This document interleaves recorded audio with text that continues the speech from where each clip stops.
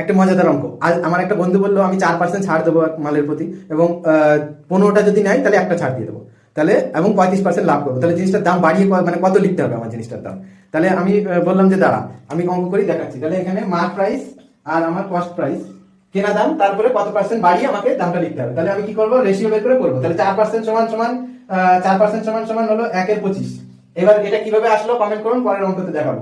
তাহলে 1/25 মানে 25টায় একটা ছাড় হচ্ছে, তাহলে 24/25 ইন্টু 16টাই 15টা দিচ্ছে, তাহলে 15/16 সমান সমান 35% লাভ। এবার 35% লাভ সমান 7/20, তাহলে 7/20 মানে 20 আর 7 27/20।